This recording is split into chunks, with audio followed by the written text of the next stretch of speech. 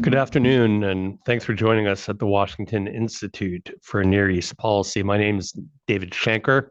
I'm the Taubey Senior Fellow and Director of the Program on Arab Politics here at the Institute, and I'm really pleased to welcome you to our policy forum on countering threats from Iran's proxies and partners during wartime. Since 1982, Iran has built, funded, nurtured, and grown a series of proxy militias in the region. And they were designed to target Israel, to target US interests in the region, and to help Iran not only destabilize, but dominate parts of the region. And these militia were really designed, though, for today to deter attack by the United States, by Israel on Iran, and or to punish and inflict a cost on those who would target Iran and its regional ambitions. And so we have seen since the war started in Iran, I think quite a bit occur in the realm of these proxies throughout the region. And they're a key tool of Iran. Today, we're going to talk about Hezbollah in Lebanon, about the Houthis or Ansar Islam in Yemen, and the Iranian-backed proxy militia in Iraq, known as the Hashid Shabi or the Popular Mobilization Forces. I'm really pleased today that we have really a special, uniquely qualified panel to talk about these topics. We have to my left, Haneen Gadar. She's the Friedman Senior Fellow at the Washington Institute in the Rubin Program on Arab Politics, and she's the co-author of Hezbollah Land, Mapping Dahiya and the Lebanon Shiite Community. We have April Longley Ali, who's also a senior fellow here at the Institute, and the former senior political advisor to the UN's Yemen envoy, and really has quite a deep knowledge of the Houthis. And joining us remotely, we have Michael Knights, an adjunct fellow at the Institute and co-founder of its Militia Spotlight platform. And he's currently chief product officer for the strategic intelligence firm Horizon Engage. So before I start, we're going to have a series of questions and answers from me and the panelists. But if you'd like to join the discussion, please feel free to send your questions to the Q&A function on the Zoom app, or to email your questions to policyforum, one word, at washingtoninstitute.org. I'm going to kick it off by a question for Haneen. Why did Hezbollah enter the war, Haneen? Was there a debate within Hezbollah about whether to do so? What was the trigger? Or was this not actually a Hezbollah decision? Was this a decision made by the IRGC?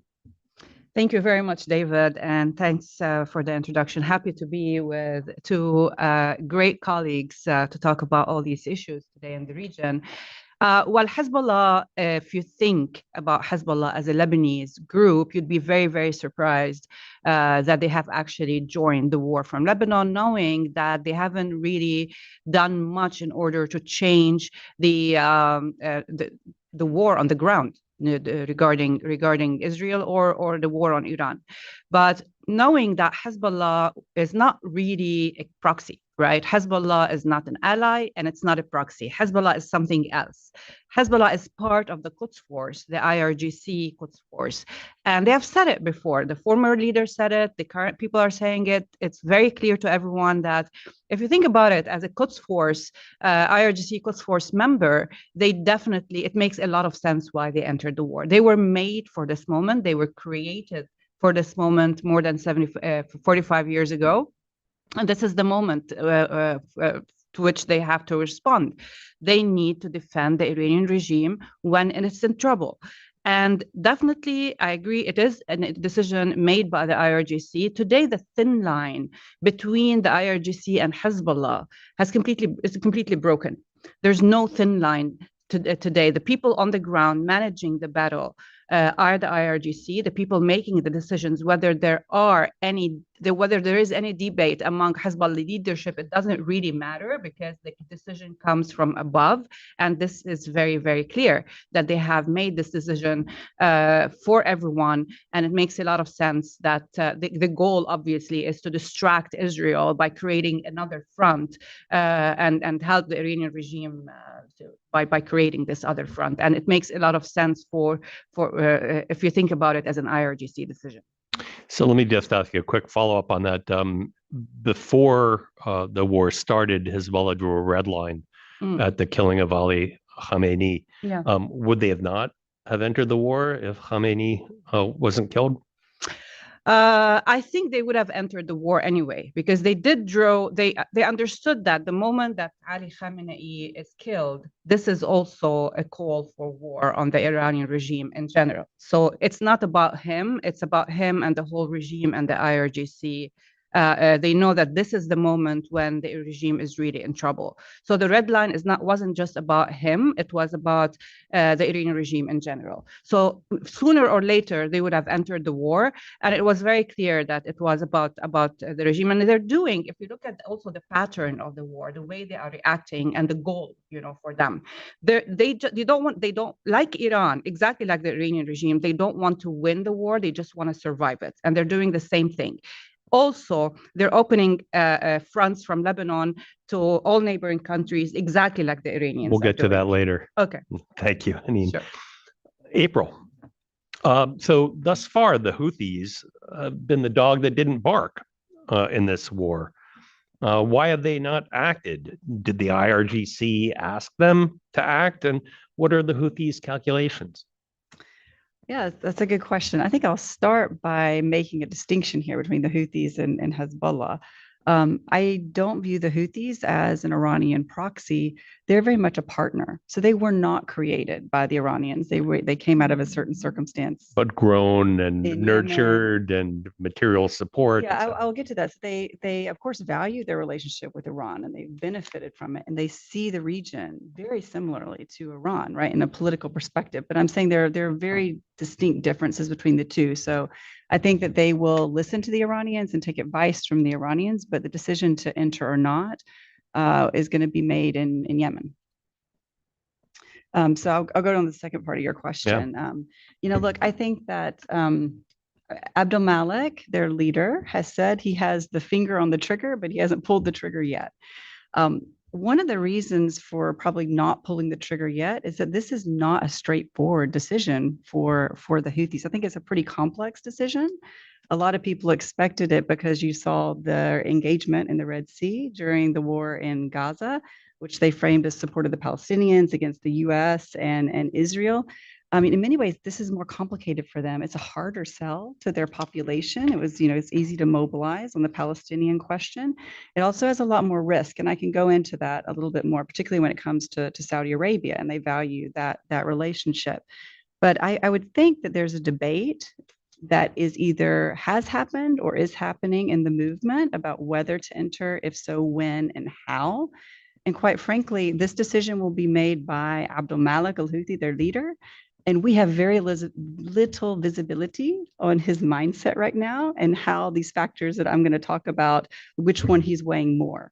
So I think on one side of the equation. So you're saying there's moderates and radicals among the, wow. Yeah, and I have experience engaging with him directly in negotiations. So, I mean, I have seen the debate inside the movement. And I think in this movement, the debate matters. But it's ultimately a decision he will make, right? So I think on one hand, you have individuals inside the movement who are probably saying we have a lot to lose, right? We are the strongest part of the axis of resistance that's still standing, and we understand what it means to be hit by the US and Israel, right? And those hits will come if they enter the war, and they've been recovering for that for a while. Even if they think they can withstand those hits, there are consequences on the ground potentially. And I think this is really something they're watching, because the Yemeni government has said, even though they're still divided and weak, that they are unifying and trying to be in a place where they can take advantage of any weakness on the ground militarily if the Houthis come under pressure from airstrikes, for example. The other part is Saudi Arabia, and we do not need to forget this. The Houthis have lines of communication open with the Saudis. They want a deal with the Saudis to end this war that gives them resources, that gives them a political position. And if they enter this war now, while Saudi Arabia is being attacked by Iran, that has pretty significant consequences for them in the future. Now, on the other hand, I think there's a group of ideologues and militants who are going to say, we have not only a duty, but it's in our interest to enter this war now, because they view this as a battle for the region, right? So this is an Israeli-American hegemonic project in the region. Iran is a bulwark against that project. So if they see the Iranians losing too much ground, or if they feel like they need to help restore deterrence, I think that, they would see the need to enter the conflict. You also have an expectation, with all their chest thumping over these years from some parts of their base, that they would do something, not in support of Iran, but against the US and Israel. And just one last thing on the arguments to enter, they know they have a target on their back from Israel. This is a movement that tends to view a good offense as the best defense. So you might see them kind of go ahead and act preemptively if they feel like that strike is coming. Interesting. So the decision will be made in Sana'a. Yemen, in Sana'a. Or not in Sana'a, but in Yemen. Thank you. Mike Knight's waiting patiently. Let me ask you, what has the Hashid been doing since the war started? Which groups have been involved? And has there been any significant response, either let's say from the Israelis or the American side?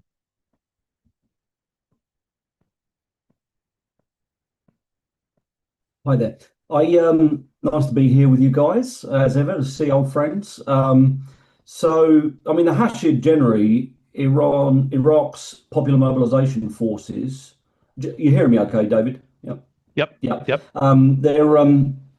They're doing what they're always doing, which is getting paid by the Iraqi government, whether they're at work or not. 238,000 of them. But a subset within the Hashid al-Shabi have been struck by US forces and possibly by Israeli forces during the course of this crisis. 16 elements within 16 brigades of the Hashid al-Shabi have been attacked thus far during this war. And just for completeness, those are brigades 12, 13, 14, 16, 18, 30, 40, 41, 45, 46, 47, 50, 51, 61, and 63, just for the record. Why have we hit these elements of an Iraqi armed force that is paid by the government? Because they are involved demonstrably in stockpiling and employing Iran-provided drones and close-range ballistic missiles during the course of this conflict against both US bases inside federal Iraq, inside Iraqi Kurdistan particularly, and also against US bases and other targets in Jordan, Saudi Arabia, and Kuwait. Corey, if you can just throw up the map real quick.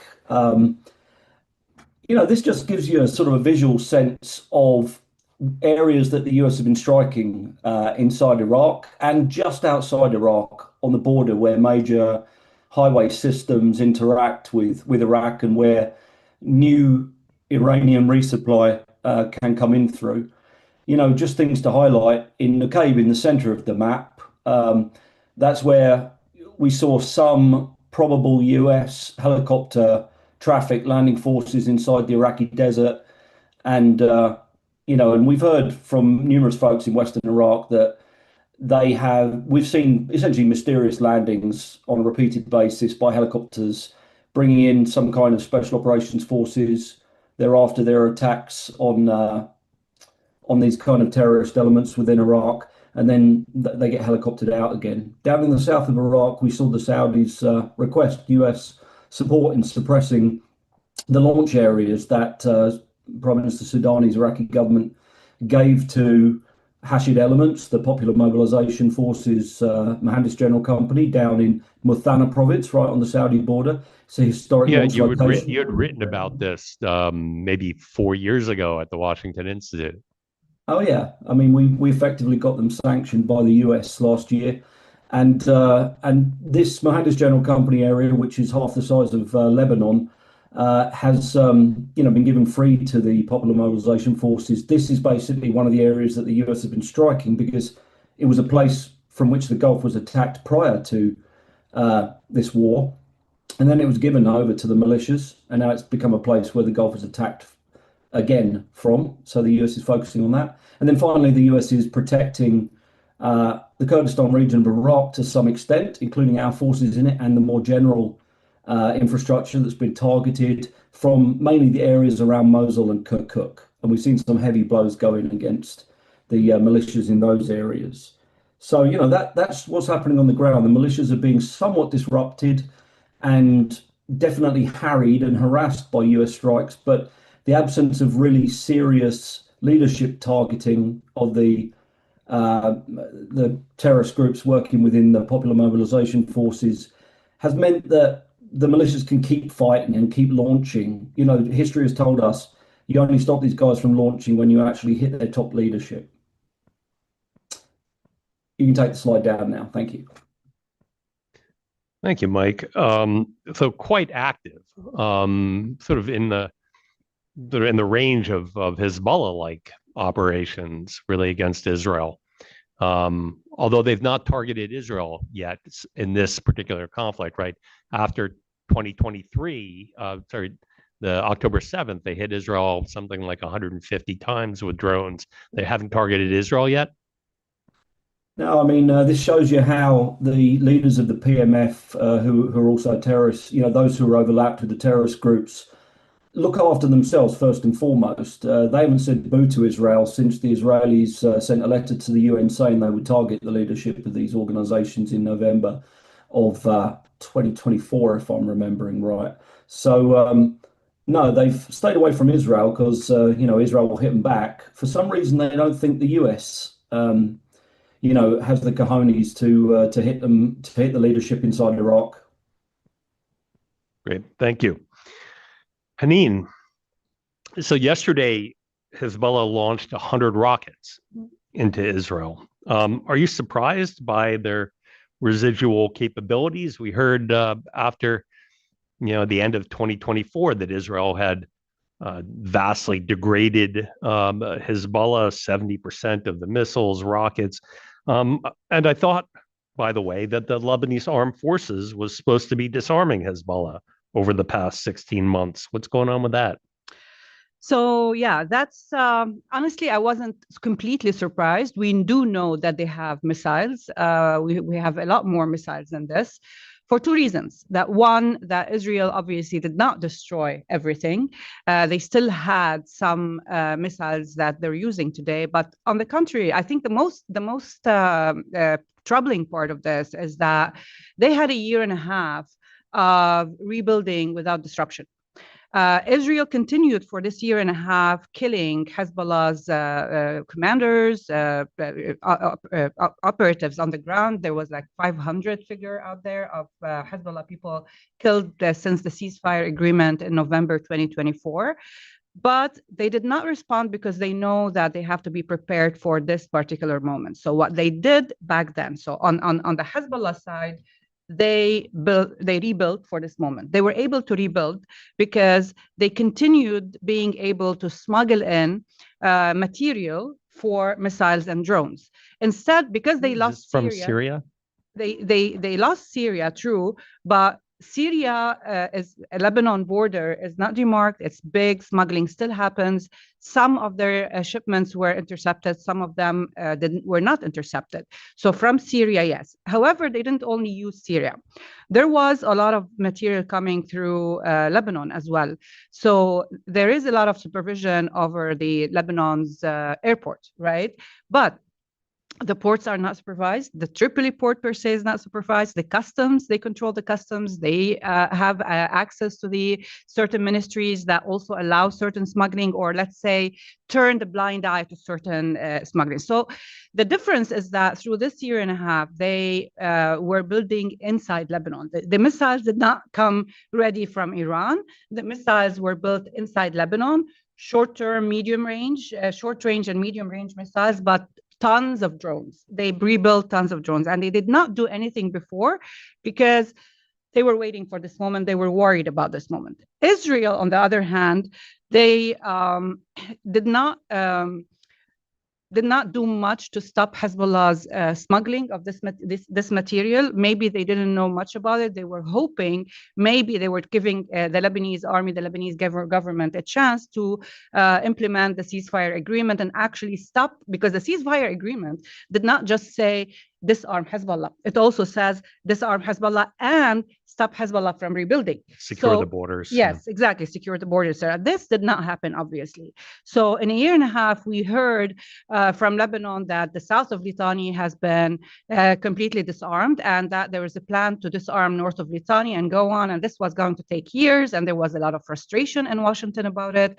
But it didn't really, it turned out that not only Hezbollah was rebuilding, they were still in south of Litani. They were firing missiles south of Litani. So everybody had a shortcoming. The Lebanese government has its own shortcoming. Israel did not really, probably did not, either didn't know everything or allowed this to happen. But at the end of the day, Hezbollah is very good at this. This is why I really always say that the ecosystem itself needs to be targeted. If you go after the military, like 2024, what Israel did is degraded Hezbollah militarily. However, the system that Hezbollah had, the rest of the ecosystem, which is the financial foundation and the political foundation, where they are infiltrated inside the government, which helps them bring in cash, this helped them rebuild. So in order to stop Hezbollah from regenerating and rebuilding, you have to target the other foundations. What's happening now is another repetition of 2024, and I'm worried that if we go again after Hezbollah's military without targeting the others, then after this, Hezbollah will be able to regenerate. Right. Thank you. April, so the Houthis haven't entered. If they enter, or when or if, what would it look like? What would the trigger be? But what would it look like? What would they focus on in the Red Sea? Israel, the U.S., the Gulf partners. What's the assessment here? Well, I check my social media every day just to see every hour if they've entered. But I think the question of when is I'll put that to the side and just talk about, if they choose to enter, what that could look like. We've seen in this war some surprises already. I think with Iran in particular, I think there was an expectation they wouldn't jump so quickly to civilian targets. So in the Gulf. So with that said, if past is prologue with the Houthis and they're going to act as they have in the past, they're going to have an escalatory ladder they're going to climb up. So it would seem that the kind of the first point of entry would more likely be strikes against Israel, which again is widely popular domestically, and also attacks in the Red Sea, because this is where they have the most leverage. This is their value added. And this, because it has implications for global energy markets. I mean, because in many ways, this is really becoming an economic war. I mean, this is the pressure point Iran sees on the US. It's the price of oil.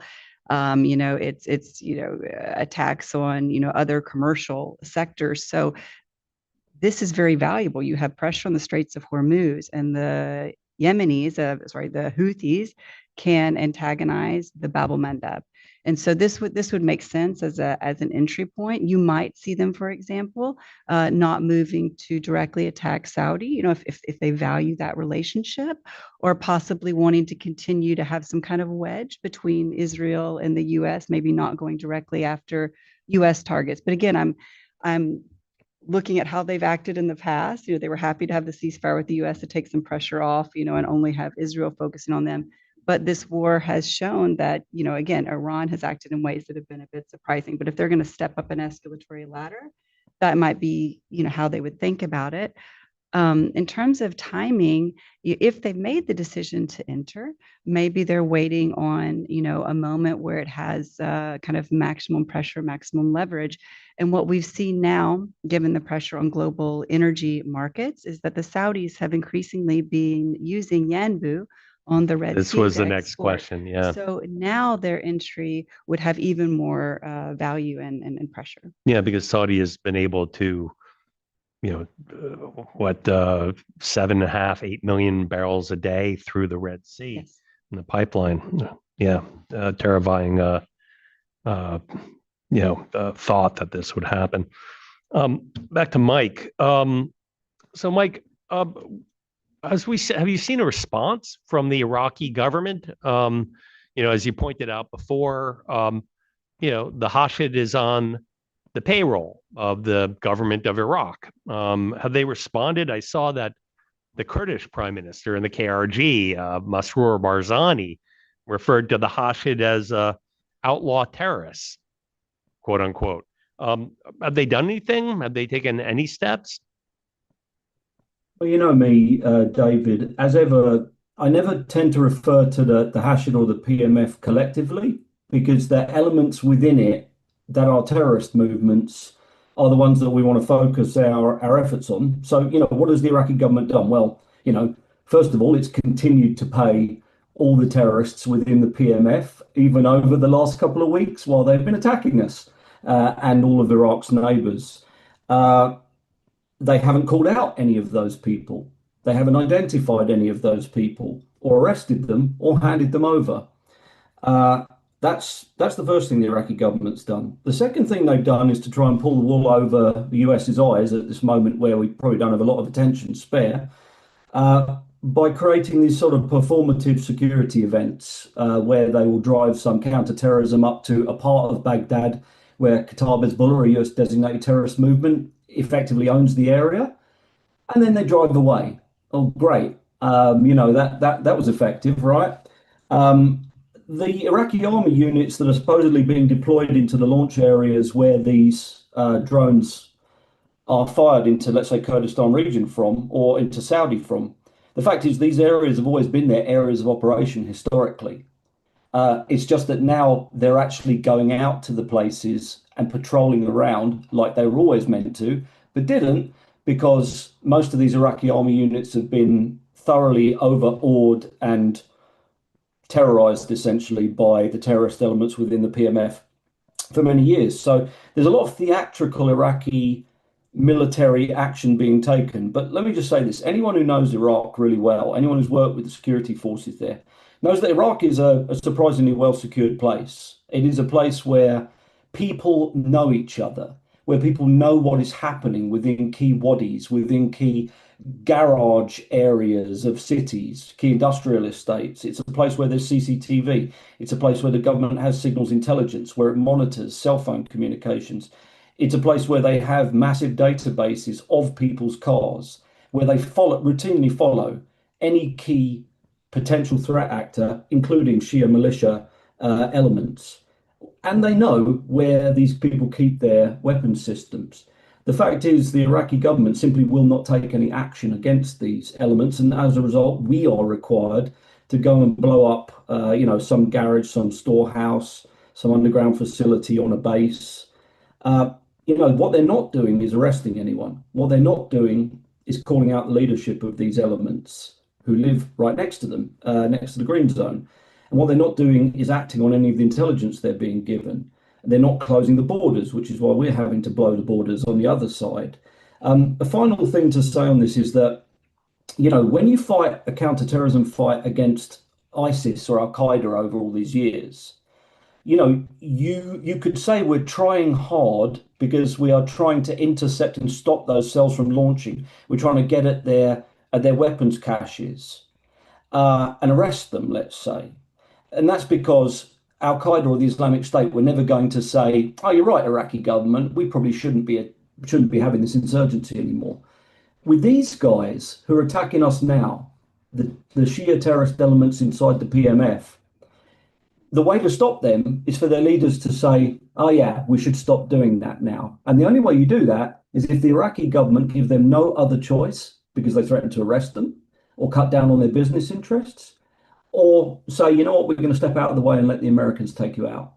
And these are the things they're not doing right now. So it's mostly fake securing. And you can see the result of that is the attacks continue against most of our points of presence. Yeah, I mean, it's surreal in a way because these attacks, targeting not only energy infrastructure in the North, Americans, other countries. At the same time, you have Iran that is attacking energy infrastructure in Iraq, and so you have the Iraqi government that's paying the salaries of Harakat al-Nujaba and Kataib Hezbollah and Athab al-Haq, or all these terrorist elements, and yet they're still in the service of Iran and in the service of Iraq. How does this happen? Is anybody talking about this in Iraq? Well, we have a massive pile of sanctions right now ready to go on particularly the oil and gas networks that support Iranian sanctions evasion and Iraqi militia foreign terrorist organization threat finance, right? We've got them sitting in our hand and we're not dropping them because I think we mistakenly sort of tied them to whether or not Nouri al-Maliki would stop being the prime ministerial designate in Iraq and it would hand off to somebody else. I think we got all turned around with that. But the point is this, these guys know, these militias backed by Iran know that we know how they make their money in the oil and gas sector. And the very second they couldn't make any more money out of a port like Khor Zubair down in southern Iraq, they blew up 3 tankers off of it. That shows you how much Iran and these Iran-backed militias think about Iraq generally. They know that these Iran-backed militias in Iraq will be the last people in the country to get paid, right? Or that everyone else will lose their salaries before they do. That's how much they care about the Iraqi people. Yeah, that's sadly not surprising. Thank you. Haneen, what has the government response been to Hezbollah ending the ceasefire that had been in place since November 2024 with Israel? So, as we all saw, the government response was a lot of reactions, a lot of words, but very little action. So everybody acted surprised. Everybody thought that this was not going to happen. They said they got guarantees from Birri and from Hezbollah. That's the Speaker of the Parliament. Yeah. Hezbollah's allies, that this is not going to happen. And they were all surprised, which is fascinating and concerning, actually, that they were surprised because their job was actually to know about this. So the reaction came a little bit too late, because when the war started, it was obvious that this was not going to be, this time, it's not going to end with another ceasefire agreement. This is not that kind of war that will end with another same ceasefire agreement, because honestly, despite all the reactions from the government saying that Hezbollah's military activities are banned, but it didn't really go further into 2 ways, right? One, who is going to implement this new rule, like banning Hezbollah's military activities? The Lebanese armed forces. The Lebanese armed forces so far hasn't done anything. Until today, they still do not want to confront Hezbollah, although the confronting Hezbollah, which they've always said it's not a good idea because it would have created a civil war. Well, this is not a war. This is a regional war. This is more like almost a world war. So Lebanon is better. The damage of this war is much bigger than the damage that would have come from a confrontation between the Lebanese armed forces and Hezbollah. But they still, until today, refuse to deploy even in towns that were not in the south, for example, the Christian towns. There were a lot of communications between Christian parties and the Lebanese armed forces in order to deploy at least in Christian towns in the south, so Hezbollah cannot use them, and this did not happen. So they're not willing to do anything. The Lebanese government said they're going to ban Hezbollah's military activities. What about Hezbollah's political activities? They still have two ministers in the parliament. Why are they, sorry, in the cabinet? Why are they still allowed to be part of the decision making? This is not, like there are a lot of ways to translate these reactions into action, and it doesn't have to be all the way to the confrontation, shutting down the Iranian embassy in Beirut, making sure that the Hezbollah's ministers are out of the government, doing so many things. There are a list of things that the government can do, but so far all I see is lots of words, lots of statements, but very, very little action. The president called for negotiations, direct negotiations with Israel without conditions. The prime minister conditioned it on the Arab peace initiative of 2010, which is that there has to be a Palestinian state before exactly. There can be peace with Israel. President didn't put any conditions, so let's see how this goes. Hopefully we'll get somewhere where this does not actually end with a ceasefire agreement, but more with a peace agreement that actually embodies a security agreement and economic agreement that benefits both countries. But it needs a lot of action from Lebanon. So far, it's just words. Thanks. So April, let me ask you: Can the Houthis survive if the regime in Iran is degraded, or I think we're not talking about regime change anymore, but if there's a collapse or some sort of change, does the group have any other benefactors or sources of revenue? Yes, I think the short answer to that is yes, but let me caveat it. So, of course, the Houthis have an interest in Iran surviving and indeed thriving. I mean, they get a good deal of weaponry and know-how from the Iranians, and also financial support from the Iranians, particularly in the form of oil. So, I mean, again, this is going to be a loss for them if you had a significant weakening of the regime in Tehran. And I think it certainly would change their bargaining position, right, within Yemen or vis-a-vis, other regional states. It would weaken their position. However, of course, they will survive. I mean, this is a group that has taken over what was left of the state in North Yemen. So they're effectively running a state apparatus. They've taken over what was left of the army, the security forces, they have local sources of revenue, and they are very good at extracting what little the Yemeni population has to give. But they don't control, Marib yet, so that they don't have access to all the oil revenues? So they control North Yemen and the majority of the population center. They do not control any of Yemen's oil and gas revenues. So before we kind of had the last kind of regional escalation, we were thinking that they would attack Marib, right? Because they're under so much economic pressure, and they were mobilizing to attack Marib. That's always been that Marib has the gas and the oil.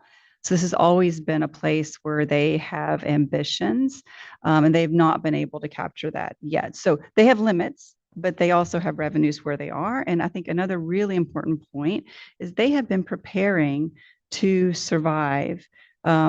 More in like they have been preparing. They do have local sources of revenue, but they have been preparing for if and when, right? They were not able to get as much from Iran from a weapons supply standpoint. They've been diversifying their weapons imports, and this is well documented.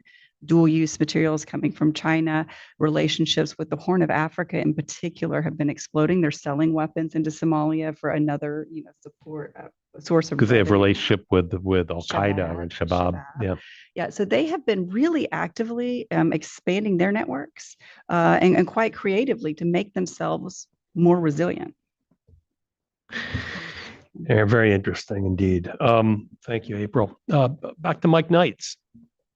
Mike, so this war in Iran occurred started just months after Iraqi elections, and we're a pretty intense period of time in Iraqi politics and government formation.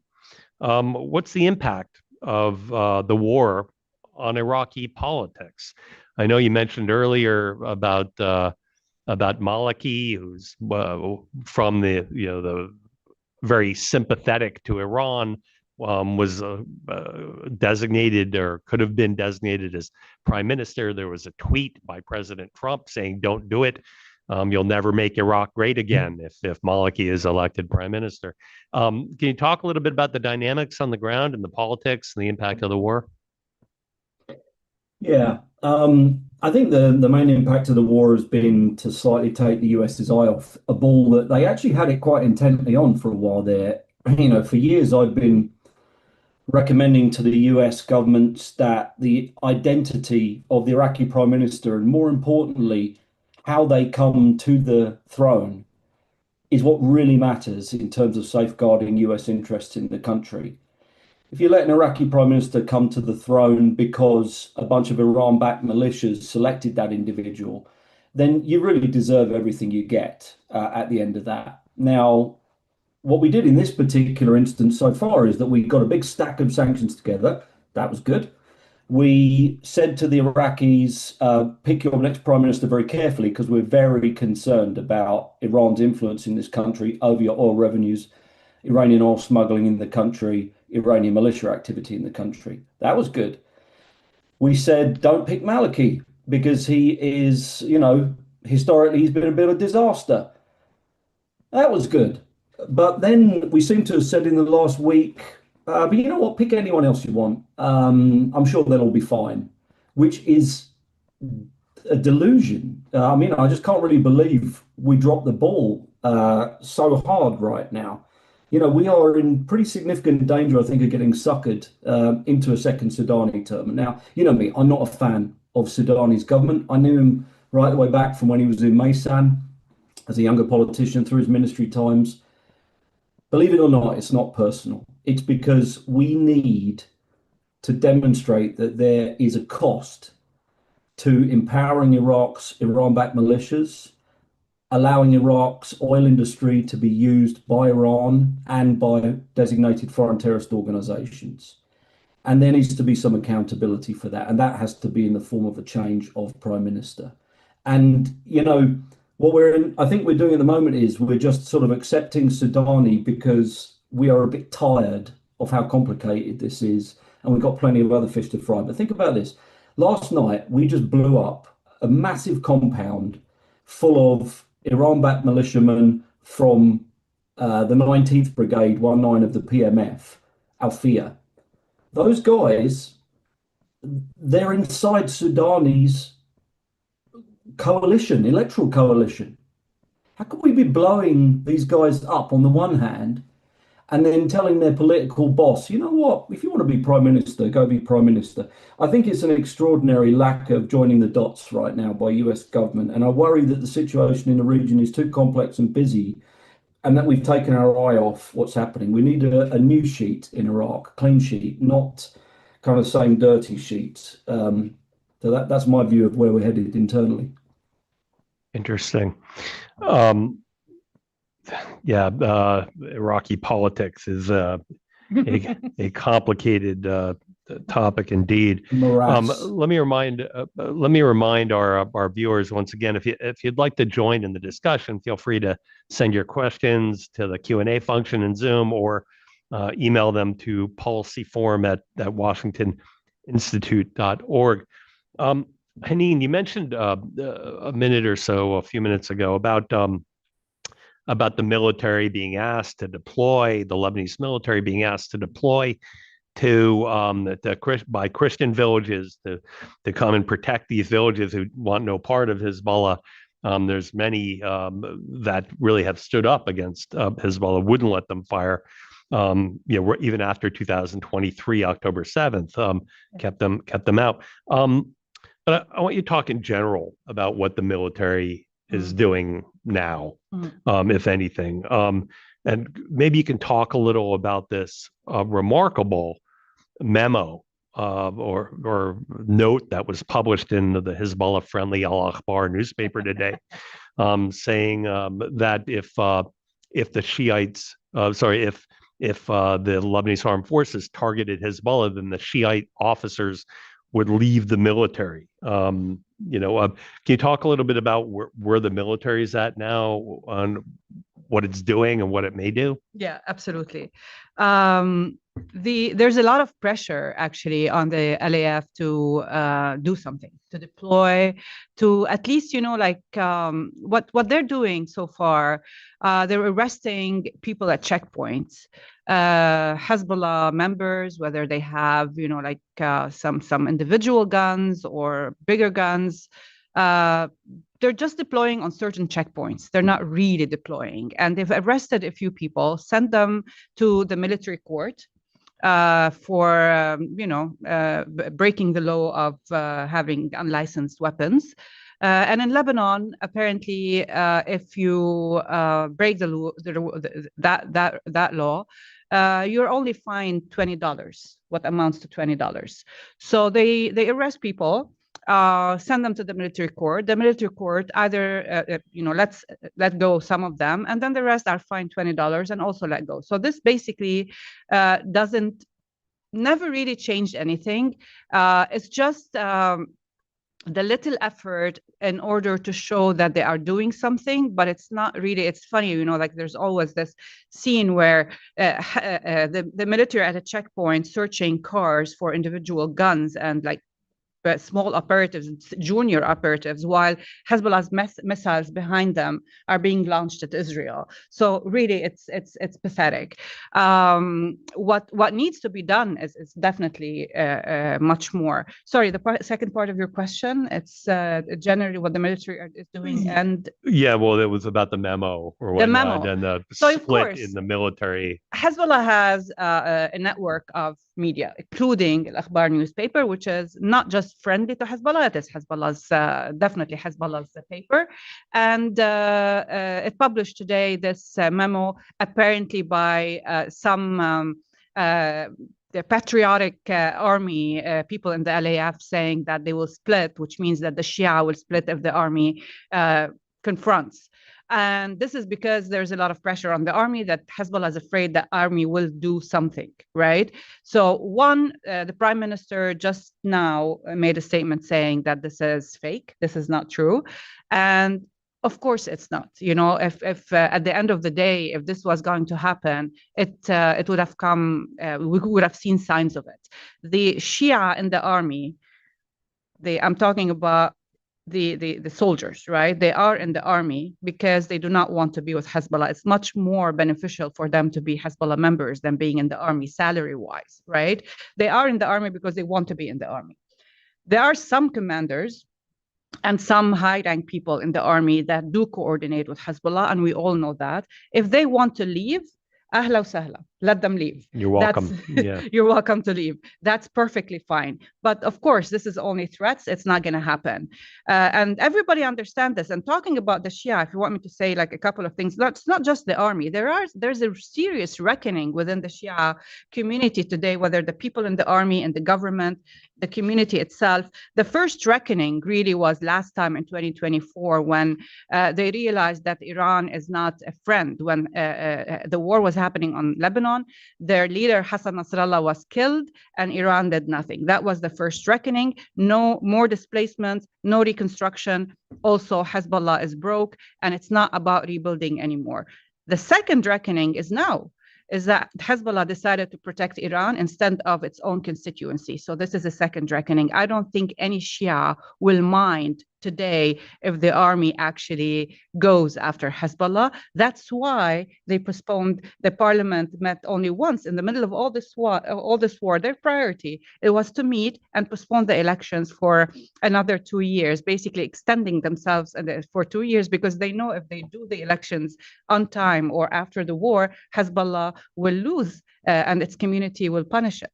So this is generally it's not just the Shia within the army that are loyal to the army. It's generally there's a big anger against Hezbollah. Yeah, no, there seems to be furious Lebanese. April, I'm going to come to you in 1 second, but I'm going to go to Mike Knights for a last comment. I know you have to hop early to do some media. Let me ask you. You know, we had the foreign minister of Iraq a couple of months ago, Fuad Hussein, great guy, issues a statement saying that the people of Iraq are talking about the end of the militias, about state monopoly on the use of weapons. We had, of all people, Faik Zaidan, a guy who has a statue of Mohandas, who was, head of the Hashid, killed along with Qasem Soleimani of the IRGC in a U.S. airstrike a few years back. This guy, the head of the Supreme Court, said we have to put all the arms under the central government command. There seemed, for a brief moment, to be a discussion about Iran's terrorist militia, proxies, allies in Iraq. Is this no more? Does this set back, or does it provide impetus to start moving ahead with a serious type of press to end this really pernicious force? Something's going to move forward, and the question is whether it's fake or whether it's real, right? The problem with us, we did have impetus a couple of months ago, and the reason for that is because they felt like the US government had finally tuned in to the major danger posed by the Hashid element, the terrorist elements within the Hashid, and generally speaking, having a parallel military led by terrorists is not a good idea in a country. Having a revolutionary guard inside your country and doing it on purpose for no particular reason. So the demobilization of the Hashid can either be fake or it can be real. A few months ago, they got the sense that we were serious about it. We started sanctioning heavily, and now we created a new row of sanctions that said, unless you deal with this problem, we're going to stop treating you like a friend and we're going to start treating you like a problem. And that's going to start to impact on your oil sector, your financial sector, security cooperation. And the problem is, I think they think we've taken our eye off the ball in the last couple of weeks. The fact that we're talking about reappointing the same guy who greatly strengthened all of these terrorist militias in Iraq, Prime Minister Sudani, suggests that we simply have lost focus, or we're as dopey as we ever were. And I had hoped we were not. And I think a lot of the Iraqi factions had started to think that we were tuning in and finally getting it. And if on the back of this war with Iran, where Iran is critically weakened for the third time in 4 years, we then go and reappoint the guy who was Iran's best friend in Iraq, that just strikes me as really obscene. So it's time for the United States to actually keep our eye on the ball in Iraq and put the hammer down. Follow through. We've got the best circumstances we've ever had since 2003 to reduce Iranian influence in Iraq. This is not the time to turn away and do something else. Great. Thanks for that, Mike. We'll see you later. Thank you for having me. Thank you. April, let me ask you, so just militarily speaking, what's the position of the Houthis right now? Are they in a lot better position now than they were compared to last year? Are they on the ascendant? Have they stockpiled? Are they prepared to do even more? Have they recovered from the whacking that Israel and the United States, the month-long campaign? What do they look like right now? That's a really good question. And I think, certainly like numbers and exactly what the Houthis have and exactly how far they were degraded after US and Israeli strikes are just really unclear in Yemen. I think one of the challenges, for example, with Operation Rough Rider, when the Americans were striking into Yemen, is they didn't know the Delta. They didn't know what the Houthis had to start with. So they knew. So it is difficult to answer in specifics, but I'll try to answer really the more important question, which is, do they have the capability of harassing the Red Sea? Absolutely. Absolutely. Yeah. Do they have the capability of harassing Israel? Absolutely. Do they have the capability of withstanding, right? More airstrikes? Absolutely. So I think we know that they certainly have used the opportunity of the ceasefire or this truce with the US after Operation Rough Rider to try to rebuild and restock their stockpiles. And this is well known because of interdiction efforts. Well, we had the government, the legitimate government of Yemen interdict a number of shipments. Very large interdictions that were made, in the Red Sea, Gulf of Aden. So we know that they're actively resupplying drones and missile capacity. We also have very well documented how they're diversifying their pipelines, right? And this is happening at pace. So they're busy at work. They're very creative. In the way they try to, improve their military capabilities. They are the strongest fighting force inside of Yemen because they're coherent, right? I mean, they still have command and control. They have, one leadership, this kind of thing, which the Yemeni government has struggled with. And they're trying to, get their own house in order. But I think the most important thing is they can harass the Red Sea and create a lot of problems. Let me just ask you really quickly, have you seen anything the Houthis talking about or writing about the Israeli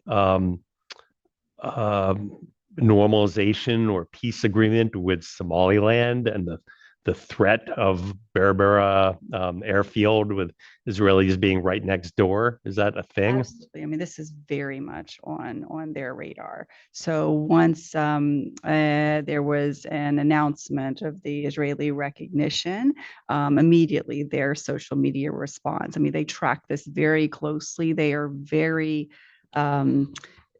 privy to the fact that any kind of military installation there would be a direct threat to them.